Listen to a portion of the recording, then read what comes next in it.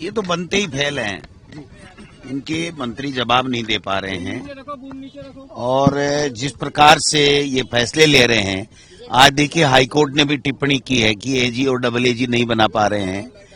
कल पर्ची गलत आ गई थी, इनकी पुरानी पर्ची मिल गई, डबल एजी को एजी का चार्ज दे दिया, रात को वापस ले लिया। एक जो कृषि विभाग के अंदर है, जो नई नियुक्ति हुई है आरपीएससी से सिलेक्शन के बाद में, उसमें जो हमारी एनपीएस है उसका कॉलम डाल दिया कि जो न्यू पेंशन स्कीम है उसके मुताबिक ये आदेश जारी किए गए। फिर रात को 11 बजे उसको वापस आदेश को विड्रॉ किया गया। तो ये तो मैं समझता हूं कि इनके बस की बात ही नहीं है सरकार चलाना। इसको राजस्थान स्टेट को इन्होंने केंद्र शासित प्रदेश बना दिया। जब तक दिल्ली से कोई पर्ची नहीं आती है ये कोई काम नहीं कर पाते हैं। और मैं समझता हूं कि राजस्थान की विधानसभा को जिस तरीके से इन्होंने सब्जी मंडी बनाने का काम कर रहे हैं, जिस तरीके से महामहिम राज्यपाल से ये पिछली सरकार की सारी योजनाओं की बुराइयां और निकालने का काम कर रहे हैं, उसमें कोई सारी कमियां बता रहे हैं, खुद का कोई विजन नहीं।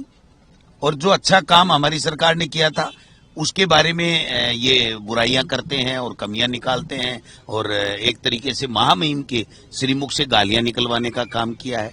तो ये चलेगी नहीं, मेरे समझ के बाहर है कि ये कैसे चलेगी सरकार। इनको जनहित के काम करने चाहिए। 50 दिन हो गए और 100 दिन की कार्य योजना बनाने की बात कर रहे थे।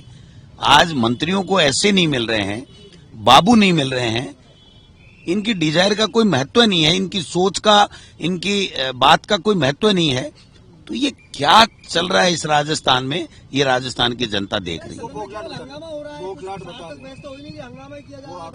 तो सब्जी मंडी बढ़ा रहे हैं, तो इनका गुजरात मॉडल यही है भाई साहब। इन्होंने हरियाणा हो चाहे उत्तर प्रदेश हो, 3 दिन में पूरी बजट सत्र समाप्त कर देते हैं। ये तो तानाशाही सरकार जो दिल्ली की बैठी है उसका मॉडल, गुजरात मॉडल यही है कि अफसर चलाएंगे। आप बताइए, एक मुख्यमंत्री तो एक कंपाउंडर को और एक सिपाही को सस्पेंड करता है और इनका सीएस है वो आईएएस को सस्पेंड करता है। आप बताइए क्या, कौन पावर है, कौन पावरफुल है, कौन भोगला जाता है, कौन भागला जाता है।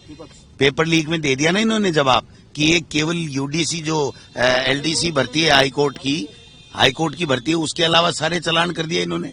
तो बोखला कौन जाता है, इनसे कौन डरने वाला है। इनमें हिम्मत है तो करो ना, जो गड़बड़ कर रहे हैं उनके खिलाफ कार्रवाई करो। कौन कर रहा है इनको।